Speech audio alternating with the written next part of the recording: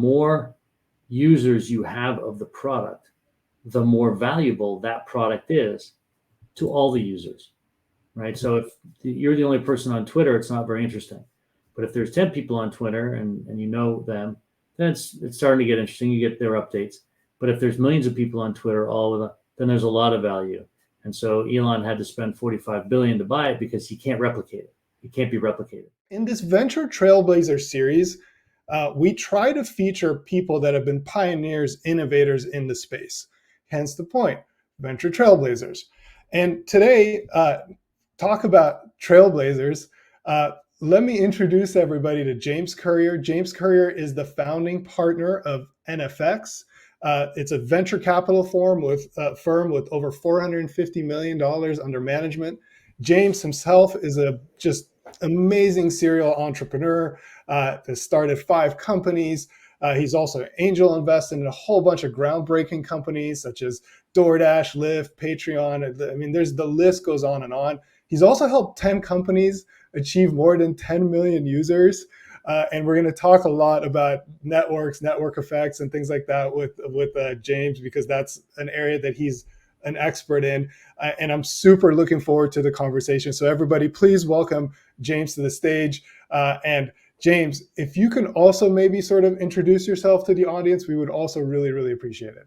Sure. So I'm a kid who grew up in the Boston area in the United States. And I got scholarships to places like Exeter and Princeton and Harvard Business School, and then ended up in the tech world in the 90s, just fascinated with software. And so I started 4 venture-backed companies.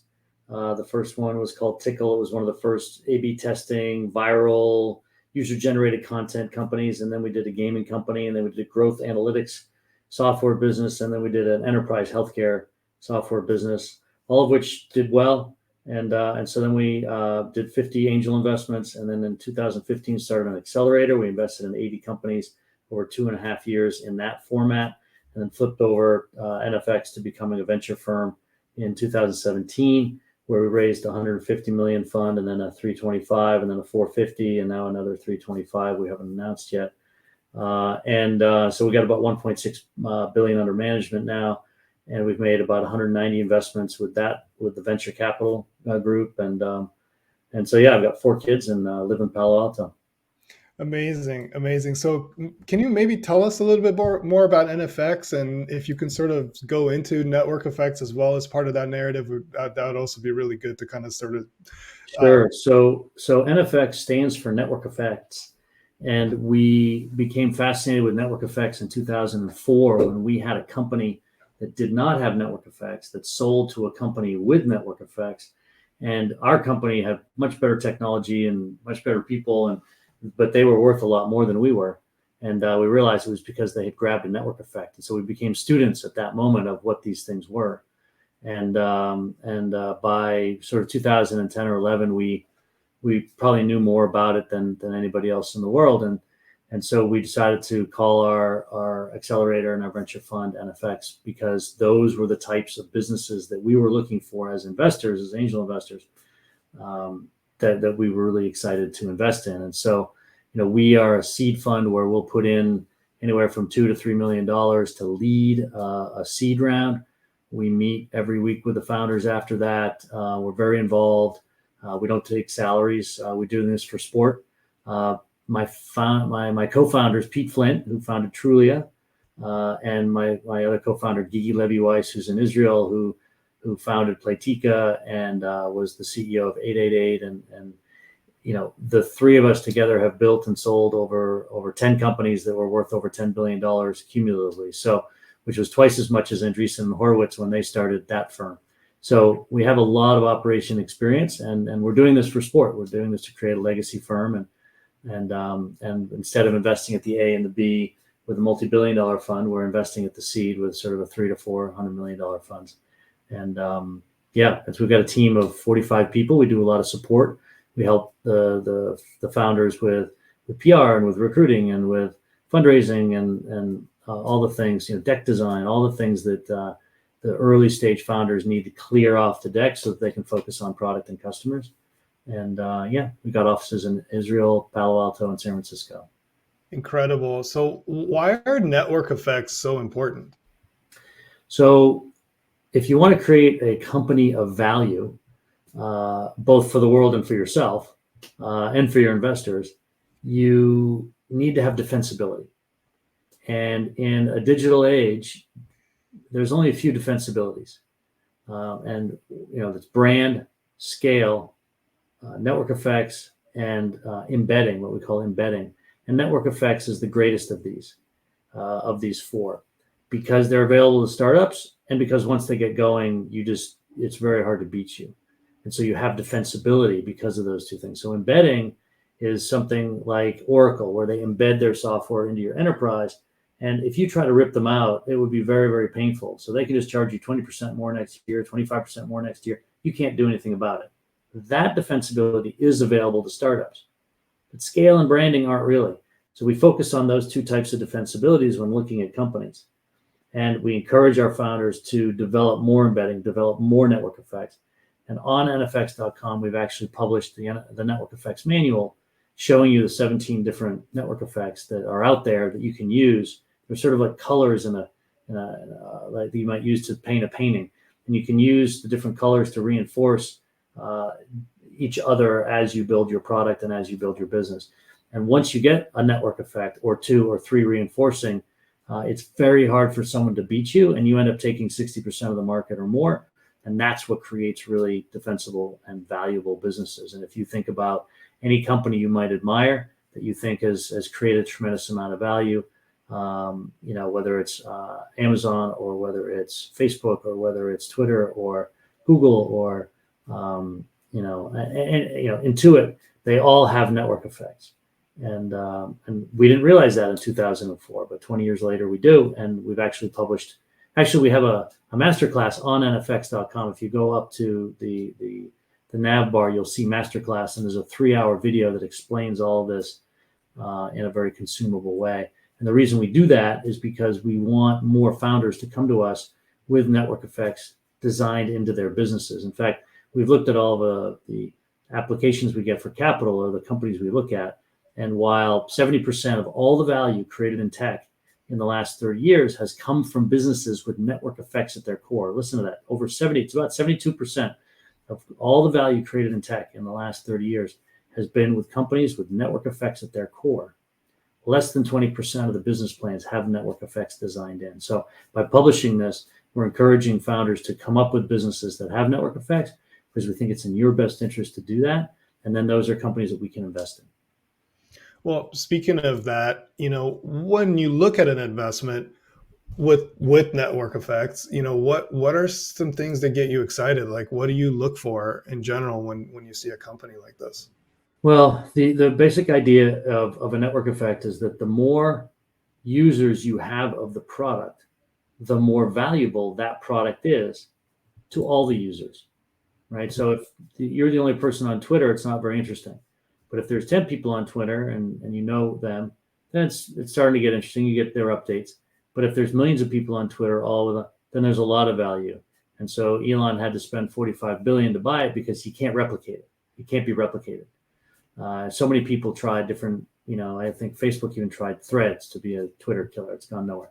So that's what gets us excited, is when nodes, people or companies or nodes are attaching to a network that then adds value to the other network. So you can have a marketplace network effect where, let's say on eBay or Craigslist or Monster.com, you have the employers and the employees, you have the buyers and the sellers. These are marketplace network effects, and those nodes are attaching to that central business that you can own. And if you get everybody attached there and you get liquidity, it's going to be very hard for someone else to replicate that. Liquidity just means, can a transaction take place? So by looking at each of these types of network effects and seeing them in the businesses that are coming to us, that's really what gets us excited. And particularly finding founders who can think in that way. Because you can't just do it once. You can't just do it once and then live off it. You have to do it. If you're doing a marketplace, there's many seasons of managing your marketplace, and you have to constantly be reinventing that network effect. And then once you get that network effect, you want to start adding more onto it. And then you end up with your very big company. So that's what we're looking for. We're just looking for companies that have a trajectory to be very big. For us, we want to invest in you and have you exit, go public for, $2 billion, not even 1 billion anymore, but like literally we want you to be big because that's what moves the needle for our fund. And we think that's what's fun. It's going to take 100% of your time, whether you start a bakery, which is not scalable and has no network effects, or whether you start eBay. You're going to be spending 100% of your time running this company. You might as well run something that can be big. You mentioned founders, and there's a lot of founders on this call here. And you said about them having some sort of like network effect or thinking about network effects. Any other sort of qualities that you have determined or have seen as throughout all of this investment experience that you've had, that some common qualities that a lot of other founders share? Yeah, I mean, look, I think now's the time to realize that we live in the age of the startup industrial complex, where things like VC Lab and NFX exist. We are feeding you information. We're putting it on your plate. We're making it easy for you. This was not the case 30 years ago. The only people who were founders and entrepreneurs 30 years ago had to be founders. It wasn't high status. It was a lonely job. People were physically misshapen. They were autistic. They were just weird people. And I was there. I was an associate at a venture firm 30 years ago. And the people who came in the door were just tough as nails. Most of them already had a $3 million business that they had built on their own credit cards. There was no blogosphere to read about how to do a startup. There was no venture capital. There was only 40 venture capital firms in the United States, 150 venture investors. Now there's over 30,000 venture investors worldwide. So we live in an age of the startup industrial complex, which has drawn in a lot of founders who maybe shouldn't be founders, because it's a very hard job. There's a lot of suffering. There's a lot of sleepless nights, a lot of mistakes. You're firing your co-founders. You're losing your biggest customer. You're having an investor back out at the last second. You're missing payroll. You're going off salary. There's a lot of challenges typically with building a startup, and most people think that it's like a career choice. It's not. It's actually sort of a whole mental way of living. It's a whole way of living. It's not just a career choice. And so, what most great founders have in common is that they're a bit insane. They're a bit crazy, and they are relentless, and they're aggressive, and they're fast. We call them sauvage or savage, right? We call them savage. We're looking for savagery. You have to move incredibly quickly. We had one guy who grew his company to 250. He narrowed it down to 30. He grew it back up to 120. He narrowed it down to 40. Like, it was just violent for years and years because of COVID and losing 95% of his revenue and da, da, da, da. But the guy was savage. And so he survived, and now he has a $60 million profitable business, and he's going to double and triple over the next few years and hopefully go public in the next 3 or 4 years. But it's been brutal. He lost his fiance. He had to live in different countries for 6 months at a time, 8 months at a time, while he was trying to raise capital because he couldn't find capital. And it was brutal. He spent his late 20s and early 30s doing this, and he had nothing other than this. And I think most founders are deluded right now into thinking that it's a career choice, that you just kind of do a startup. Well, it's just a choice I make. No, it's you have to be savage. Yeah, it's pretty hardcore for sure, especially being obviously on the other side, and you've been on the other side plenty of times. It's in general. Speaking of like the industrial complex, you mentioned that you're doing a lot of like tools and things like this. You do so much stuff, and you're like giving away for free. What is NFX Signal? Why are you doing it? How does it work? Sure. So, I'm a software designer and a foundation, and then I became a CEO, and now I'm a VC. So that's my trajectory. And so I like to keep building software. And so, there are certain tools that we wanted the ecosystem to have for the founders and other VCs to have. And one of the things we built is called Signal, signal.nfx.com. This was before the Signal messaging app blew up. So this was like 7-8 years ago we started this thing. And now this is where VCs build their profile. So your investing profile lives on Signal. Your career profile lives on LinkedIn. Your investing profile lives on Signal. And we started with 1,400 of the top VCs here in Silicon Valley. And now there's over 31,000 people who have built profiles there. We can, you can see who you're investing with, and other founders can find you there. And so this is where great founders go to find their investors. And I encourage all you aspiring VCs and VCs to make sure you create your profile there, and be found. and indicate which sectors you like and stages you like, and who you're investing with and the investments you've made. And it's a really good way for founders to find you when they're looking for good capital. Another tool that we built is called BriefLink. It's basically a DocSend specifically for startups, because like DocSend, it allows you to send the PowerPoint if you're a founder, send that in an email link to an investor. But it also asks you 12 questions, which a VC typically asks in the first meeting, and then it also asks you to put up a video. And so that combination, that BriefLink, allows the VC really to have a first meeting in 3 or 4 minutes, because you get the answers to all the questions you're going to ask. You get a sense of the founder and how they speak and who they are, and you get the whole deck. And so it's a very efficient way for founders to raise capital, because then they don't have to take too many first meetings. The first meeting they do take after sending a BriefLink to you is going to be like a second meeting. It's going to be much more productive. And you as an investor like the BriefLink, because then you can get through the first meeting in 3 or 4 minutes instead of a half an hour. It's very time efficient for you. And so we have hundreds and hundreds of companies per month that are using that to raise their capital. And over $5 billion has been raised by the companies using the BriefLink. So it seems to work. And these are 2 public tools that we have available for folks, and we're going to continue to build more public tools to help the whole ecosystem thrive. We can only invest in about 0.3% of the companies we see. And so we hope that these tools help founders when we can't invest. What an incredible service to the community. Thank you so much for doing this. I'm sure a lot of founders will continue to benefit from this stuff moving forward. If you're, whatever you feel comfortable sharing here, we do have quite a lot of VCs, especially VCs that are starting their firms, Fund 1, Fund 2, Fund 3 on a call like this. Anything you feel comfortable sharing about some of your internal tools or processes and things that you've sort of developed to kind of make sure that you kind of let the top sort of companies bubble up so you can make an investment?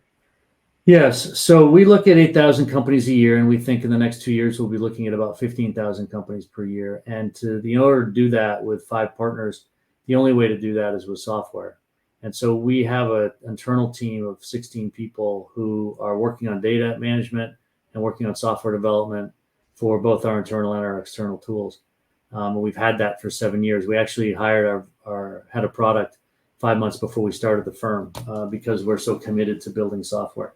And so we save an enormous amount of time doing that. I know that, and increasingly we're just adding more and more AI to every aspect of the sourcing, analyzing, deciding, winning, and supporting aspects of the venture process.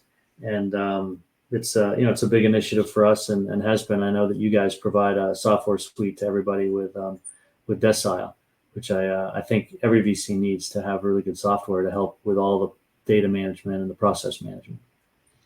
You and I were just talking about this, that when you first started, there's maybe, 150, whatever number of VCs. It was pretty hardcore. Now there's like 31,000 profiles on NFX alone. So there's, who knows, there might be more.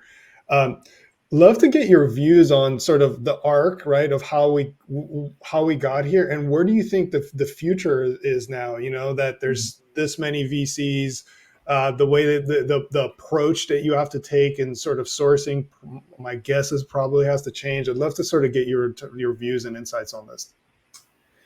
Yeah. So essentially, the venture community in 1994, when I was an associate at Battery Ventures in Boston, was 150 general partners across 40 firms that were active. We had a $42 million fund, and we were one of the most active venture capital firms in the United States. And there was 75 associates, 150 GPs and 75 associates. That was the whole community in the United States. And there was maybe 2 law firms in Boston and 3 in San Francisco who even knew how to manage the documents for doing private equity investments in these tech companies. Like, what were the vesting schedules for the founders, and what did clawback mean, and yada yada yada. All these terms were very tightly held by basically 5 law firms in the United States. Starting in 1994, coincidentally the year that I joined, when we got the internet, we entered the age of software. And software made it so much easier to build high scaling tech companies using the browser and TCP/IP and all the standards that have been adopted, that there was a flourishing of opportunity for founders, which they filled in. Then they started to need more venture capital. These firms, these venture firms and these law firms got overwhelmed with what was happening. And so more venture firms were starting to be funded. And we also needed, remember, to not only do software, but we needed to do telecoms data infrastructure. So we had to build out the internet. There was a lot of switches and a lot of fiber optics and a lot of that, mobile telephone switching network. I mean, there was a lot of telecom infrastructure that needed to be built during the 90s. And it was a huge thrust of many of the investors, called datacom or hot boxes in many cases. And by the end of the 90s, we had about 600 GPs, general partners, in the United States. And then the crash came of 2000. And then things sort of started to pick back up in 2003, 2004. And that's when the startup industrial complex really started, where by the end of 2013, we had 6,500 general partners. And we had, tens of thousands of startups, all flourishing in the consumer internet and more in the B2B internet and software space. And by the end of, that was by the end of 2013. And then, fast forward to today, we've got 31,000. And my bet is that, we will have 60,000 VCs in the next 6 years. I think we're going to go from 30 to about 60,000 people around the world. And the reason is twofold. Number one, the diffusion of knowledge about how to do tech, the diffusion of knowledge about how to do VC is accelerating. From those 5 law firms and those 40 little venture firms who did no PR and didn't talk about what they did, it's now accelerated. Another reason is that the surface area of technology has grown. So now we're getting into robotics, we're getting into climate, we're getting into bio, we're getting into space, not just software. There's so many new technology areas, agriculture, so many new technology areas that need startups, that we're lucky that we already have 31,000 VCs, because we need 60 in order to cover the surface area of all the technologies that need to be invested in, and all the problems that we can solve using technology over the next 30 or 40 years. And I think that more and more people are learning how to, and realizing that they are capable and tough enough to be startup founders. And so I think it's just going to grow from here. And I think that limited partners, by the way, people with these piles of capital, 90% of limited partners still have no venture capital investment. And they're just learning about the asset class. And, it's only a $200 billion a year asset class. One hedge fund is $200 billion. One hedge fund can be $200 billion. The whole asset class for venture capital is still only $200 billion a year. So for us to grow that to $400 billion and double it from 30,000 VCs to 60,000, it's not that hard to do. As long as enough of these LPs take 2 or 3% of their overall capital and allocate it into our asset class, we're going to hit that no problem in the next 10 or 15 years. So that's where I think it goes. I think the world needs it. And there's a lot of opportunity and a lot more surface areas for us to look at.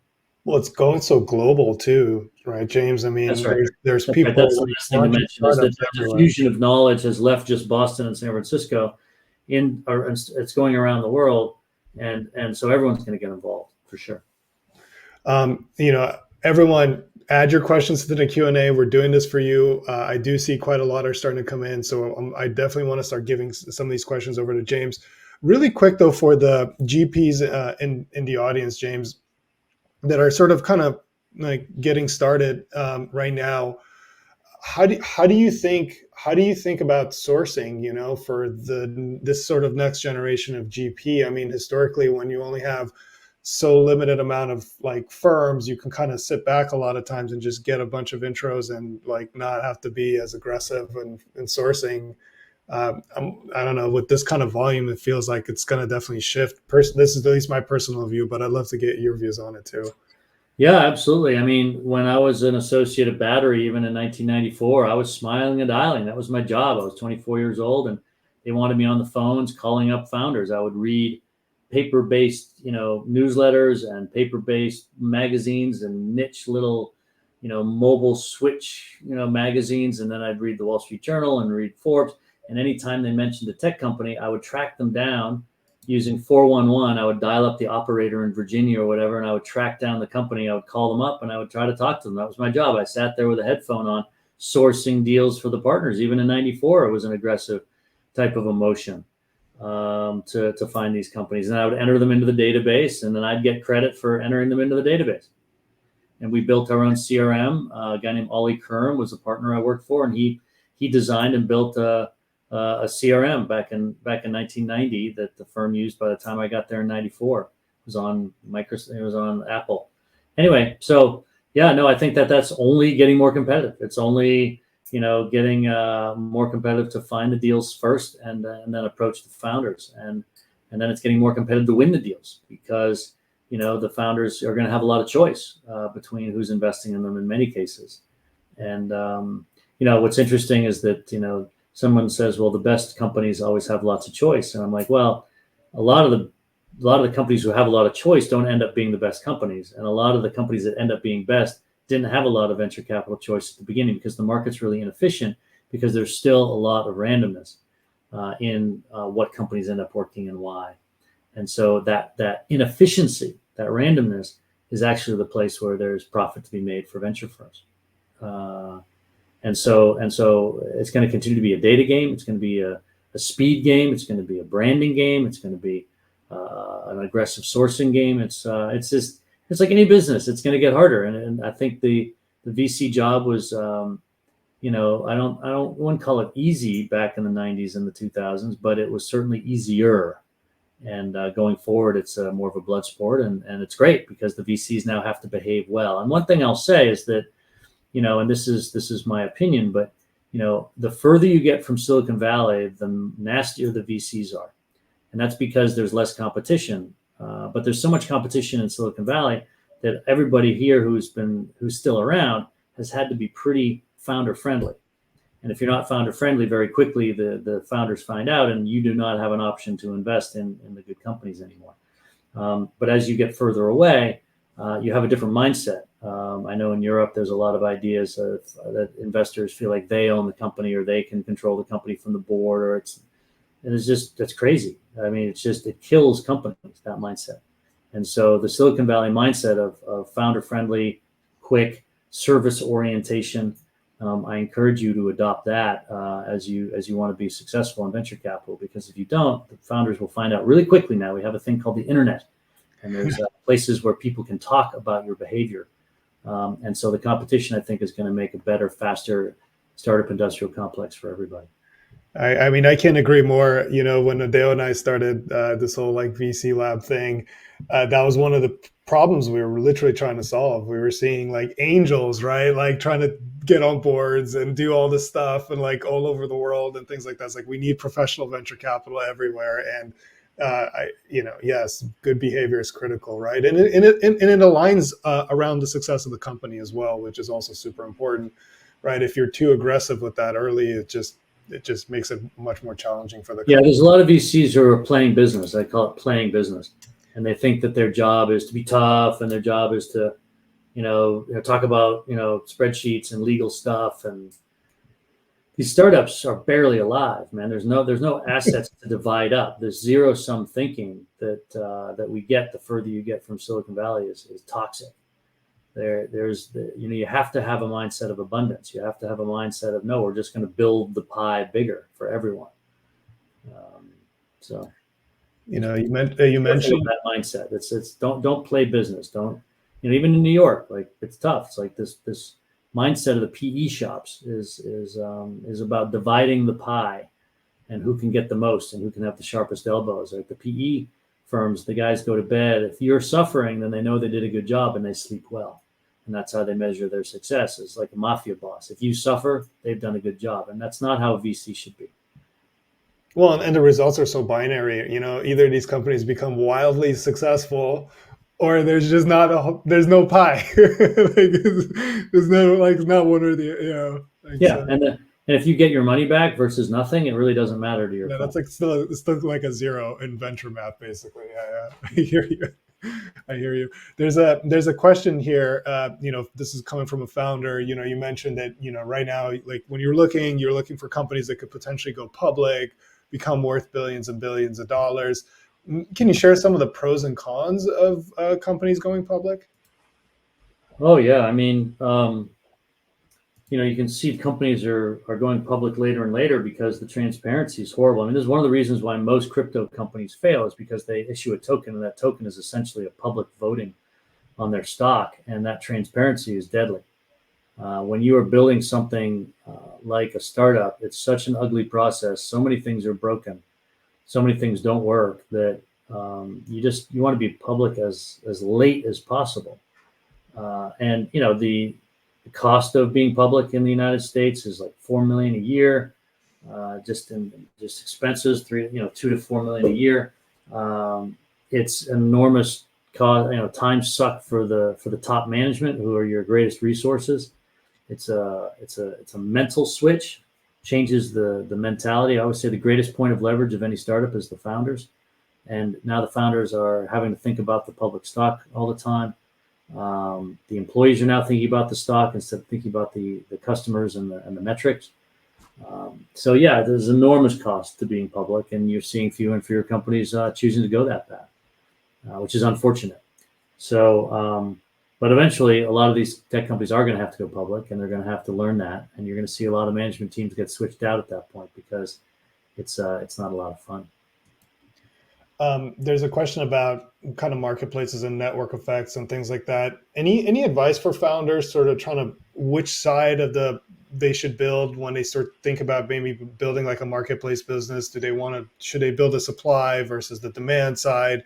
And just any sort of kind of comments that you can give there from. Sure, sure. So for I'll answer the question, but in general, for questions like this, you should just go to nfx.com and go into the content area. And then you just scroll down the left side, and it says marketplaces. And there's like 40 articles about marketplaces. One of them is called, the 19 ways to solve the chicken or egg problem. So which do I go after, supply or demand? How do I do that? So there's a whole article that lists all the tactics for solving that problem. And it's all written right there.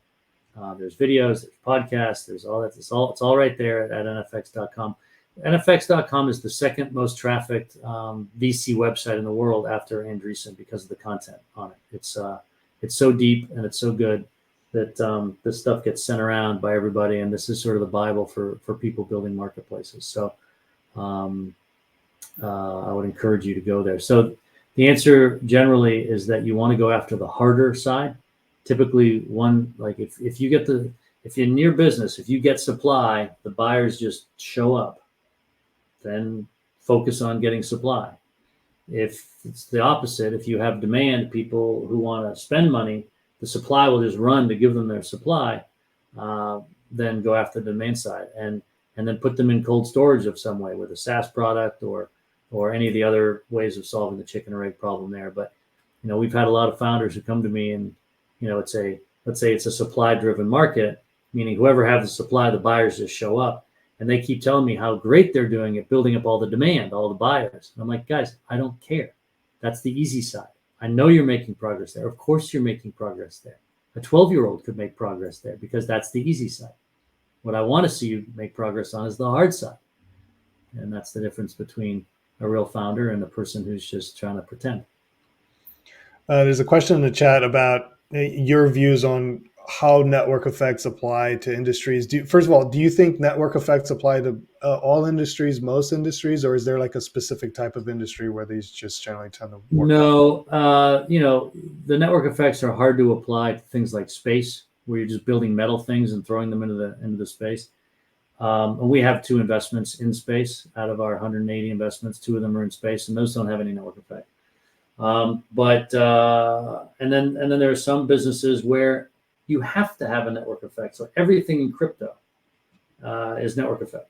Without a network effect, there's nothing. And then there's all the other industries are in between. I mean, most of the big companies in consumer software that are big, I would say 80% of them have network effects, 90% of them. And then, of course, 98% of all the value in consumer software has network effects. So there's a difference between the success, companies that are existing and the companies that have value. And if you look at the value, it's mostly in network effects businesses on the consumer side. Then you have B2B software, which you have less of them have, more of them are embedding rather than network effects. And then you have things like bio, where, if you're going after a molecule, there's no network effects. But if you're going after a platform like a Mammoth Biosciences or a Ginkgo Bioworks, those very much have network effects, what we call platform network effects. So different industries have different amounts of network effects naturally, but that's why most of our investment skews toward the companies with the network effects. And right now there's a really interesting kind of follow-up question to this in the chat. Obviously AI is really hot right now. It's become kind of like a thing. For founders building in the space, and maybe also just think of it, come to all the emerging managers or new funds that are being launched to kind of go after the space. I mean, how do you think about like differentiation? How do you think about building companies that are going to be around in a long time? Right now, with all the recent Apple announcements, that in itself might have put some businesses out of business. Just from what I've seen, at least. Love to get your views on all this. Well, it's a big issue. Think of AI as a new technology, just like the mobile technology came along in 2008, where we had smartphones suddenly and all the capacities there. If you do some back of the envelope calculations, you'll see that companies that started with the mobile tech. So most startups that are successful have jumped on a new technology. Some people come to me and they say, well, Gen Z buys differently than Gen Alpha buys differently than Gen Z, than millennials. And so there's an opportunity for me to build this e-commerce site. That never turns into a very big business.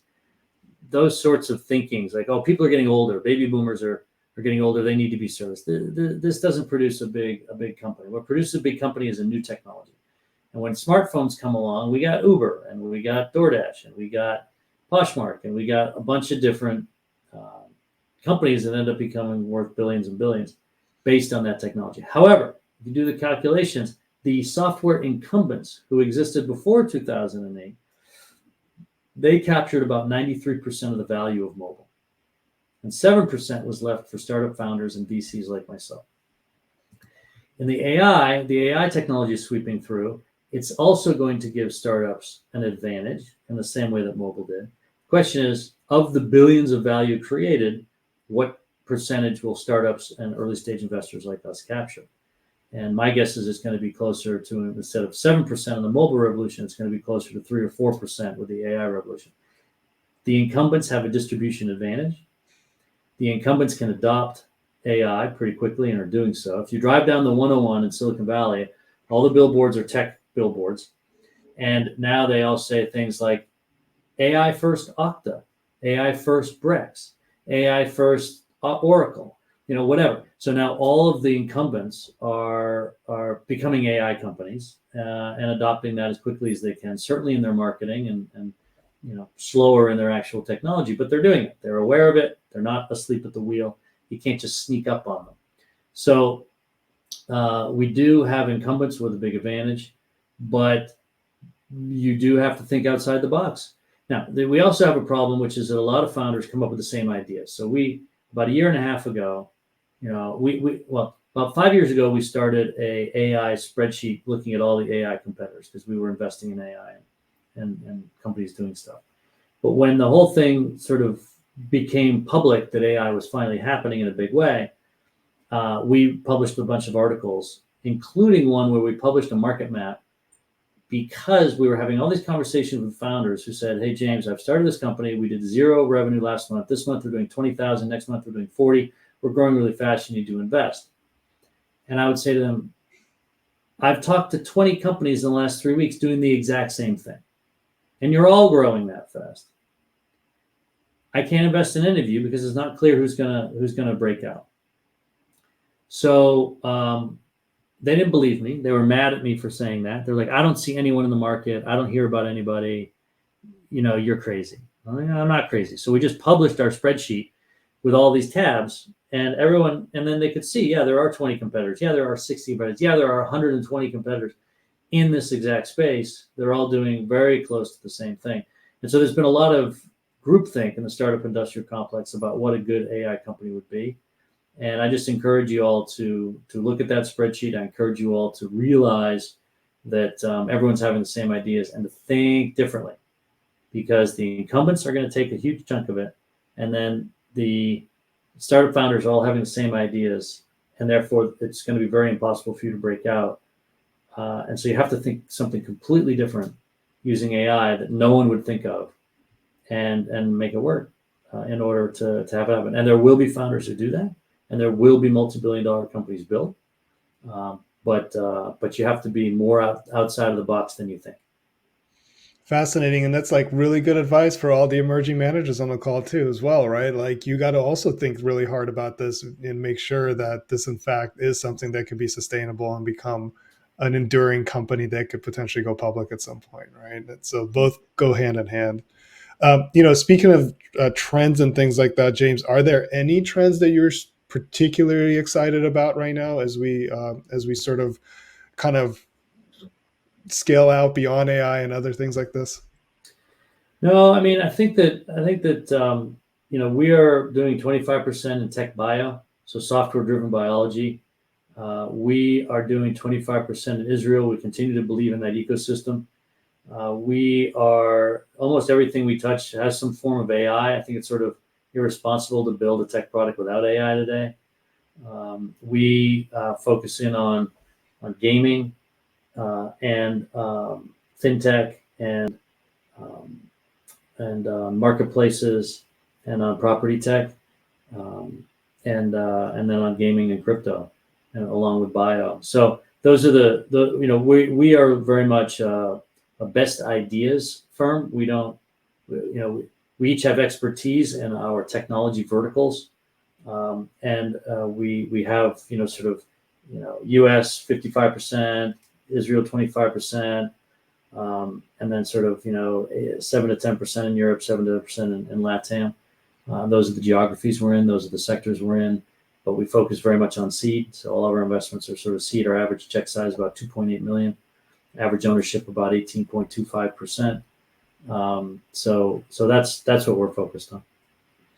And this is a very international audience. So obviously this is amazing that you're doing this so much work internationally.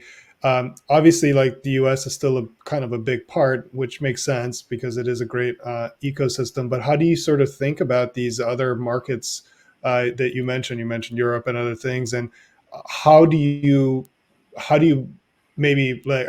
operate or source differently, if at all, in those ecosystems versus say something that you're like, more comfortable in like USA?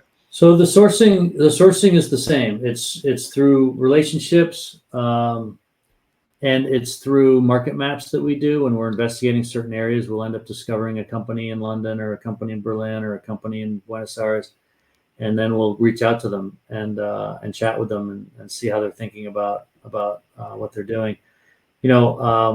I think that there's an enormous amount of opportunity internationally. Because the U.S. system is so competitive at this point that while you have some more headwinds like currency challenges or legal problems and that sort of thing in some of the other countries, it's a little more friction, and then particularly like VC investor mindsets are a big friction we find internationally, that ends up killing companies in many cases. You have this real benefit of the fact that there's much less competition from other startups in that geography, and you can design something that's very specific to that geography, which will give it an advantage and a defensibility against a U.S. company who's trying to come in later. And by taking some of the best ideas from around the world and bringing them to geography, that's sort of the lowest risk way to build a very interesting tech company. So I think there's a lot of opportunity. Are the exits at the 2 billion range? Not typically, because the markets tend to be smaller and slower moving. But but you can certainly get a $400 or $800 million exit. And if the entry price is low enough, then it can be very much worth the time. So for you, it's not as much of a sourcing issue; it's more of a diligence issue, I guess, to make sure that it can get to that level of return that you need for the fund. That's right. That's right. It's the exits are often the challenge, and then what are all the sort of things that could kill the company, whether it's inflation or some sort of law change that takes place that we're just not aware of, and suddenly you find your business doesn't work anymore. That happens. So, we have about, 3 minutes-ish left here, and I want to be very respectful of your time, James. This has been amazing, by the way, everybody. If you've sort of enjoyed this talk, I'd love to see some emojis. I've learned a ton myself. So thank you so much for being so gracious with your time and sharing so much insights, James.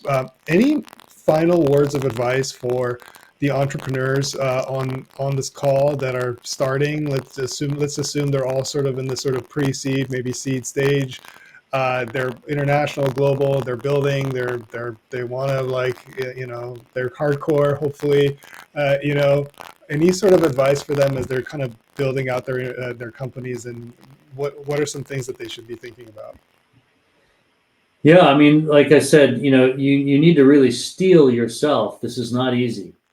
Most of these things don't work. So we look at 8,000 companies a year. We'll invest in 30, and 80% of those won't be big.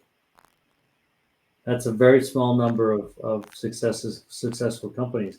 So you have to really steel yourself, and you have to be savage about it. You have to be relentless. Once you start, you can't give up. You can't ever say die.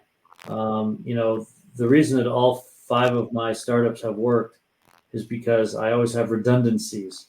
I never have a single point of failure. A single office, a single salesperson, a single engineer, a single customer. I never had a single point of failure in any of my companies. And so because most things go wrong, it was okay because I had a fallback and a fallback. I had plan B, I had plan C, and I had plan D. And that just takes hours and hours of work. And so that you have plan B, C, and D to move. And that will keep you from going out of business, which then keeps you in the game long enough to get lucky. And all of my successes have come through a lot of luck. But the reason that I was always successful for the last 30 years doing this is because I never went out of business because I had plan D in place when plan A, B, and C all failed.